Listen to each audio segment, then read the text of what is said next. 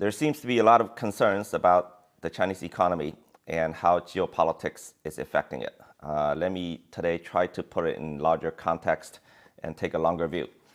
The Chinese economy is transitioning toward a new development model. Now, this is driven by China's own national priorities, with or without geopolitical considerations. The current geopolitical tensions are accelerating this process and also at the same time adding risks to this process. Now, China's most important asset, both for its own economic future and for its position in the world, is its industrial capacity. China's industrial capacity is bigger than the US, Japan, Germany put together. We make everything for the world. But this capacity's value is still relatively too low. We've been doing better, of course. For instance, the iPhone, 10 years ago, only 3.5% of its value was created by China. Now it's more than 25%. But overall, our industrial capacity's value still has much room to grow. To improve, we need large-scale transformation of our industrial capacity so that it is enabled by technology, and also to build capacities in new industries, such as those sectors driven by low carbon emissions. China's entire industrial capacity probably generates between 5 to 10 trillion US dollars per year. Okay, 5 as industrial output and maybe 10 at the market endpoint. But the value add of this capacity is still below 20%. I would guess that our manufacturing generates perhaps 12 to 15% gross margin. This is too low.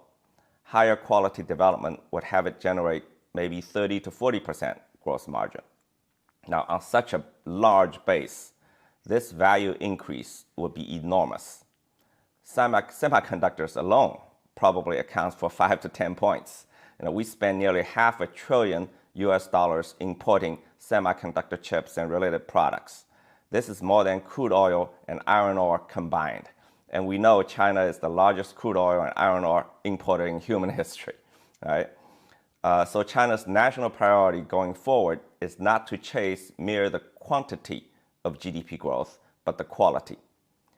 The current geopolitical tensions make this process a national imperative. It's now not just driven by economics, but by national security. In the next 10 years, there will be tremendous investment and growth opportunities, manufacturing technologies, supply chain optimization, artificial intelligence, semiconductors, life sciences, and medical equipment, new alternative energy like EV, and new materials. All this, I think, makes the West, particularly the US, feel threatened and insecure. And that's understandable. America sees its leadership position in technology innovation the bedrock of its global dominance. So they must compete. But perhaps because their political system is inefficient and their society is polarized at the moment, they seem to feel they're unable to compete effectively by improving their own national capabilities. So they resort to geopolitical tactics to weaken its rival. This adds significant risks to China's path forward.